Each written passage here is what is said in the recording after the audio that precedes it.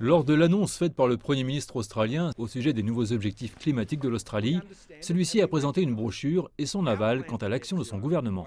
Notre plan pour atteindre zéro émission d'ici 2050 est plébiscité par les Australiens parce qu'il permet d'y parvenir. Le plan est le résultat d'un accord de dernière minute conclu entre les partis du gouvernement de coalition de Morrison, quelques jours seulement avant le début du sommet sur le climat à Glasgow. Il est largement basé sur les technologies actuelles, mais aussi les progrès futurs.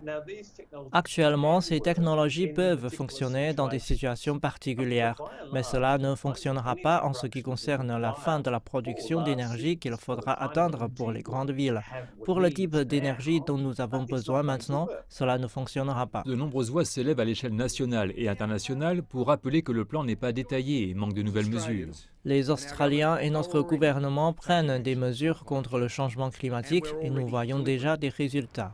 Un rapport publié quelques jours plus tôt par le Conseil australien pour le climat soutient pourtant le contraire. L'Australie est à la traîne par rapport au reste du monde depuis longtemps maintenant et nous sommes les moins performants parmi les pays développés.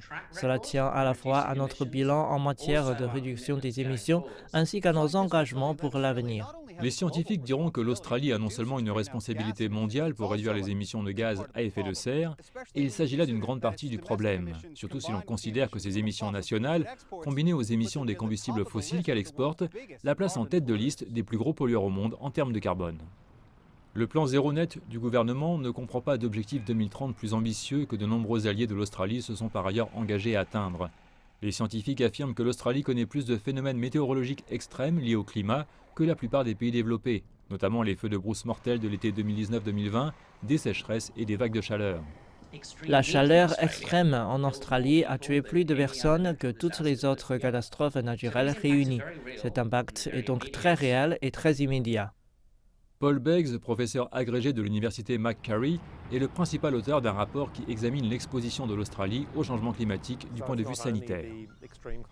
Il ne s'agit pas seulement des événements climatiques extrêmes comme les cyclones tropicaux, les vagues de chaleur, etc., mais aussi de nombreux impacts indirects du changement climatique sur la santé humaine, à l'instar des conséquences de la pollution atmosphérique.